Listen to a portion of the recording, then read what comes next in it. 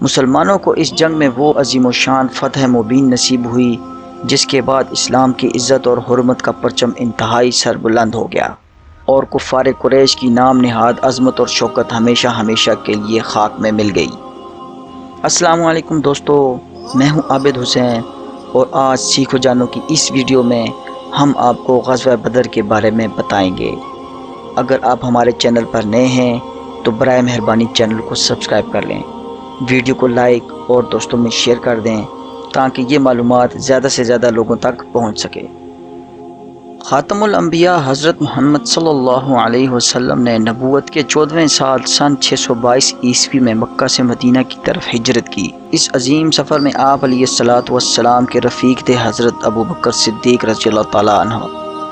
مشکلوں اور مصیبتوں سے بھرپور تقریباً 342 کلومیٹر پر محیط اس سفر کے بعد جب آپ علیہ السلام کی آمد یثرب شہر میں ہوئی تو اسلام کے ایک نئے دور کا آغاز ہوا۔ اس شہر کا نام یثرب سے ہٹ کر مدینۃ النبی ہو گیا۔ ہجرت کے بعد پہلے 6 ماہ میں آپ علیہ السلام نے مدینہ شریف میں مسجد نبوی کی بنیاد رکھی، مہاجرین اور انصار میں مواخات کروائی اور مدینہ میں پہلے سے موجود عرب اور یہودی قبائل کے ساتھ ایک دفاعی معاہدہ کر لیا، جس کی روح سے مسلمان اور یہودی مل کر مدینہ کا دفاع کریں گے۔ 7ویں ماہ آپ علیہ السلام نے قریش مکہ کے قافلوں کی نقل و حرکت پر نظر رکھنے کی غرض سے چھوٹے چھوٹے دستے مختلف تجارتی راستوں اور اہم مقامات پر تعین کیے تاکہ قریش مکہ پر نظر رکھی جا سکے۔ ان مقامات میں ایک اہم مقام بدر بھی تھا جو کہ شام کے تجارتی راستے پر واقع ہے۔ بدر مدینہ منورہ سے تقریباً 150 کلومیٹر کے فاصلے پر ایک گاؤں کا نام ہے جہاں زمانہ جاہلیت میں سالانہ میلہ لگتا تھا۔ یہاں ایک کنواں بھی تھا جس کے مالک کا نام بدر تھا، اسی کے نام پر اس جگہ کا نام بدر رکھ دیا گیا۔ اگلے 1.5 سال تک ان دستوں اور مہمات کا یہ سلسلہ جاری رہا اور بعض دفعہ قریش کے ساتھ چھوٹی موٹی لڑائیاں بھی ہوئیں۔ تقریباً 8 کے قریب ایسی چھوٹی چھوٹی مہمیں بھی ہوئیں۔ ان مہموں میں 4 میں آپ علیہ السلام بنفس نفیس شریک ہوئے۔ اس کے علاوہ آپ جہاں خود شریک ہوتے وہاں ان علاقوں کے قبائل کے ساتھ معاہدے بھی کر لیتے۔ ان معاہدوں سے فائدہ یہ ہوتا کہ یا تو یہ قبیلے مسلمانوں کے حلیف بن جاتے یا کم از کم نیوٹرل ہو جاتے۔ ہر دونوں صورتوں میں قریش مکہ کی طاقت اور اثر کم ہونا شروع ہو گیا۔ اس اکنامک بلاکیٹ اور آئسولیشن سے قریش مکہ تنگ آنا شروع ہو گئے۔ رجب 2 ہجری میں رسول اکرم صلی اللہ علیہ وسلم نے 12 آدمیوں پر مشتمل ایک دستہ اس غرض سے بھیجا کہ قریش کے تجارتی قافلوں کی نقل و حرکت پر نگاہ رکھے۔ اتفاق سے ایک قریشی قافلہ مل گیا اور دونوں گروہوں کے درمیان جھڑپ ہو گئی، جس میں قریش مکہ کا ایک شخص عمر بن الخزرمی قتل ہو گیا اور 2 گرفتار ہوئے۔ جب حضرت عبداللہ رضی اللہ تعالیٰ عنہ رسول اکرم صلی اللہ علیہ وآلہ وسلم کے پاس پہنچے تو آپ علیہ السلام نے اس واقعے پر ناپسندیدگی کا اظہار فرمایا۔ جنگی قیدی رہا کر دیے گئے اور مقتول کے لیے خون بہا ادا کر دیا گیا۔ اس واقعے کی حیثیت سرحدی جھڑپ سے زیادہ نہ تھی، چونکہ یہ جھڑپ ایک ایسے مہینے میں ہوئی جس میں جنگ و جدال حرام تھا، اس لیے قریش مکہ نے اس کے خلاف خوب پروپیگنڈا کیا اور قبائل عرب کو بھی مسلمانوں کے خلاف اکسانے کی کوشش کی۔ عمرو کے ورثاء نے بھی مقتول کا انتقام لینے کے لیے اہل مکہ کو مدینہ پر حملہ کرنے پر اکسایا۔ ان حالات میں مکہ اور مدینہ کے درمیان کشیدگی بڑھتی جا رہی تھی۔ دوسری طرف قریش مکہ نے اسلامی ریاست کو ختم کرنے کا فیصلہ کر کے جنگ کی بھرپور تیاری شروع کر دی۔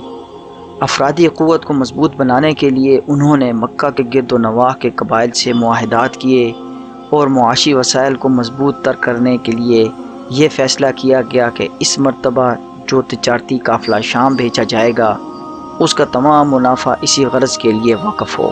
چنانچہ مکے کی عورتوں نے اپنے زیور تک اس تجارتی قافلے میں لگا دیے۔ 50,000 دینار مالیت کے اس تجارتی قافلے کے ابو سفیان قائد مقرر ہوئے۔ اسلامی ریاست کے خاتمے کے اس منصوبے نے مکہ اور مدینہ کے درمیان کشیدگی میں مزید اضافہ کر دیا۔ شام روانگی پر آپ علیہ السلام نے اس قافلے کا تعاقب کیا مگر 40 آدمیوں پر مشتمل یہ قافلہ ابو سفیان کی قیادت میں شام نکلنے میں کامیاب ہو گیا، مگر آپ علیہ السلام نے واپسی پر اس کا تعاقب کرنے کا ارادہ کر لیا۔ جب ابو سفیان کا یہ تجارتی قافلہ واپس آ رہا تھا تو ابو سفیان کو خطرہ محسوس ہوا کہ کہیں یہ قافلہ راستے میں ہی نہ لوٹ لیا جائے۔ چنانچہ دوہری حکمت عملی کے پیش نظر اس نے ایک ایلچی کو بھیج کر مکے سے نہ صرف امداد منگوائی بلکہ اپنا راستہ بھی تبدیل کر لیا اور یمبوک سے بحر احمر کے ساتھ ساتھ چلتے ہوئے مکہ کی راہ لی۔ قاصد نے بھی عرب دستور کے مطابق اپنے اونٹ کی ناک چیر لی اور رنگدار رومال ہلا کر واویلا کرتا مکہ پہنچ گیا اور اعلان کیا کہ ابو سفیان کے قافلے پر حملہ ہونے جا رہا ہے، اس لیے فوراً امداد کے لیے پہنچو۔ اہل مکہ سمجھے کہ قریش کا یہ قافلہ لوٹ لیا گیا ہے، اس لیے سب لوگ انتقام کے لیے نکل کھڑے ہوئے۔ راستے میں معلوم ہوا کہ یہ قافلہ صحیح سلامت واپس آ رہا ہے، لیکن قریش کے مکار سرداروں نے فیصلہ کیا کہ اب مسلمانوں کا کام ہمیشہ کے لیے ختم کر کے ہی واپس جائیں گے۔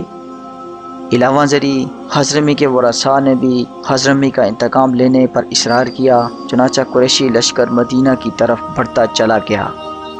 وہاں مدینہ میں جب آپ علیہ السلام کو اس تجارتی قافلے کی واپسی کی اطلاع ملی تو آپ علیہ السلام نے اس کے تعاقب کے پیش نظر جلدی سے 313 افراد پر مشتمل ایک لشکر تیار کیا۔ 40 افراد کے مقابلے میں 313 کا یہ لشکر بغیر کسی جنگی تیاری کے تعاقب کے لیے نکل کھڑا ہوا، جس میں صرف 2 گھوڑے اور تقریباً 70 اونٹ شامل تھے۔ کم و بیش 8 تلواریں، 2 کے قریب نیزے اور تیر کمان شامل تھے۔ جب یہ لشکر مقام صفرا کے قریب پہنچا تو وحی آ گئی اور ساتھ ساتھ یہ اطلاع بھی آ گئی کہ ابو جہل ابو سفیان کے تجارتی قافلے کی حفاظت کے لیے جنوب سے ایک لشکر لے کر آ رہا ہے۔ آپ علیہ السلام نے اسی مقام صفرا پر پھر مشورہ کیا کہ ابو جہل کے قافلے کا مقابلہ کیا جائے یا ابو سفیان کے تجارتی قافلے کا تعاقب کیا جائے۔ بہرحال وحی کے مطابق آپ علیہ السلام نے بدر میں قریش مکہ کا سامنا کرنے کا فیصلہ کیا۔ جب آپ بدر کے میدان میں پہنچے تو ادھر 313 افراد اور ادھر 1000 افراد، یہاں 2 گھوڑے تو وہاں 100 گھوڑے، یہاں 8 تلواریں تو وہاں 600 تلواریں تھیں۔ فرق بہت بڑا تھا اور سب سے بڑھ کر کہ یہاں لشکر کا سردار بھی ابو جہل تھا۔ بہرحال اسلامی لشکر کے پاس ایمان کی طاقت اور سینوں میں جذبہ سرفروشی موزن تھی۔ قریش نے پہلے پہنچ کر بدر کے قریب مقام غدبۃ القصویٰ پر ڈیرے ڈال لیے اور بدر کے پانی کے کنویں پر قبضہ بھی کر لیا۔ اسلامی لشکر نے بدر کے شمال میں واقع غدبۃ الدنیا کے مقام پر پڑاؤ ڈال لیا۔ معرکے کی نگرانی کے لیے ایک اونچے ٹیلے پر آپ علیہ السلام کے لیے چائباں بنایا گیا۔ یہاں اب ایک مسجد بنا دی گئی ہے جس کا نام جامع العریش ہے۔ آپ علیہ السلام نے 16 اور 17 رمضان کی درمیانی شب فتح کے لیے اللہ کے حضور گریہ وزاری کی اور دعائیں کی کہ اے میرے مولا، اگر یہ ہلاک ہو گئے تو پھر تیرا نام لیوا کوئی نہیں رہے گا، اور اللہ پاک نے مدد بھی فرمائی۔ اور اسے قرآن شریف میں کچھ یوں فرمایا، ترجمہ: اور یقیناً اللہ تعالیٰ نے تم لوگوں کی مدد فرمائی بدر میں جب کہ تم لوگ کمزور اور بے سر و سامان تھے، بس تم لوگ اللہ سے ڈرتے رہو تاکہ تم شکر گزار بن جاؤ۔ اسی رات اللہ پاک نے اسلامی لشکر پر سکینہ نازل کیا اور بارش بھی برسا دی، جس کی وجہ سے مسلمانوں نے نشیبی علاقوں میں اپنے لیے کافی پانی جمع کر لیا، جو کہ انہیں اگلے دن کے لیے ضرورت تھا، کیونکہ بدر کے کنویں پر قریش مکہ کا پہلے ہی قبضہ تھا۔ بروز جمعہ 17 رمضان 2 ہجری 17 مارچ 624 عیسوی کی صبح دونوں لشکر معرکہ بدر کے لیے صف آرا ہوئے۔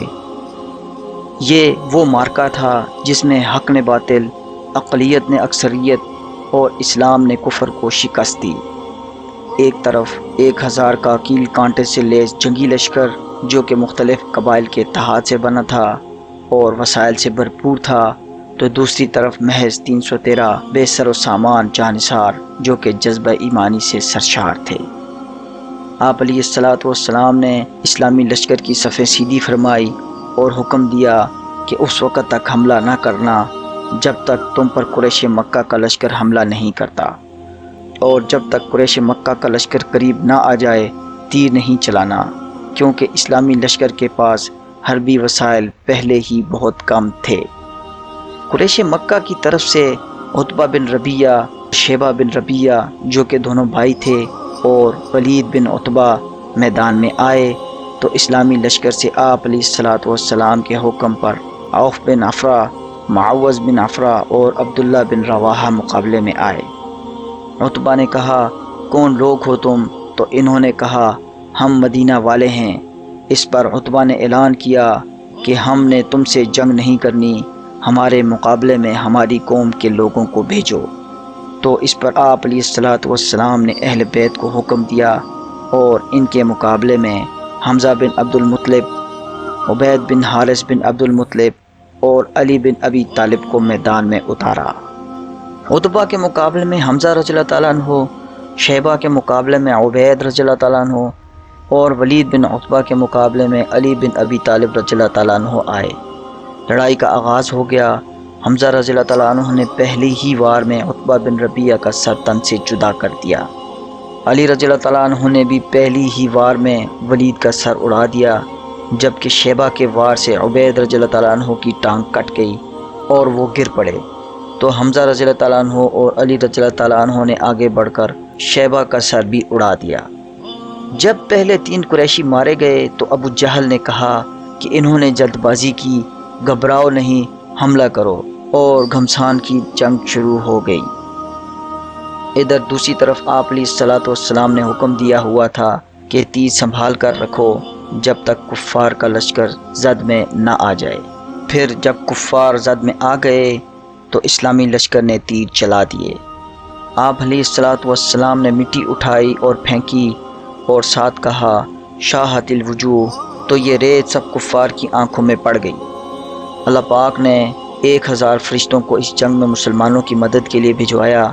جب جنگ شروع ہوئی تو کفار کی رعونت سے بھرپور سر شمشیر ایمانی کے ضرب سے کٹ کٹ کر گرنے لگی، اور جب کفار مکہ کے پاؤں اکھڑنے لگے تو انہوں نے میدان جنگ سے راہ فرار اختیار کرنا شروع کر لی۔ اس جنگ میں 86 مہاجرین، 64 اوس قبیلے اور بقایا 100 سے اوپر قبیلہ خزرج کے لوگ شامل تھے۔ اس غزوہ میں صرف 14 مسلمان شہید ہوئے، جبکہ کفار کے 170 افراد ہلاک ہوئے اور اتنے ہی قیدی بھی بنا لیے گئے۔ ہلاک ہونے والوں میں مکہ کے کئی بااثر افراد اور سردار شامل تھے، جن میں سر فہرست ابو جہل تھا، جس کو 2 کم عمر صحابہ اکرام حضرت معاذ اور معوذ رضی اللہ تعالیٰ عنہ نے ہلاک کیا۔ مسلمانوں کو اس جنگ میں وہ عظیم و شان فتح مبین نصیب ہوئی جس کے بعد اسلام کی عزت اور حرمت کا پرچم انتہائی سر بلند ہو گیا، اور کفار قریش کی نام نہاد عظمت اور شوکت ہمیشہ ہمیشہ کے لیے خاک میں مل گئی۔ اللہ اور اس کے رسول کے بتائے ہوئے راستے پر چل کر اس وقت بھی مسلمان کامیاب ہوئے، اور آج بھی امت مسلمہ اسی راستے پر چلتے ہوئے اللہ کی نصرت کے طفیل کامیاب اور کامران ہو سکتی ہے۔ فضائے بدر پیدا کر فرشتے تیری نصرت کو، اتر سکتے ہیں گردوں سے قطار اندر قطار اب بھی۔ دوستو، اسی امید کے ساتھ ہمیں اجازت دیجیے کہ آپ کو ہماری یہ معلوماتی ویڈیو پسند آئی ہوگی۔ ہماری حوصلہ افزائی کے لیے ویڈیو کو لائک کر دیں، چینل پر نئے ہیں تو سبسکرائب کر لیں، اور دوستوں میں اس ویڈیو کو شیئر کر دیں تاکہ معلومات کا یہ سفر جاری رہے۔ اللہ حافظ۔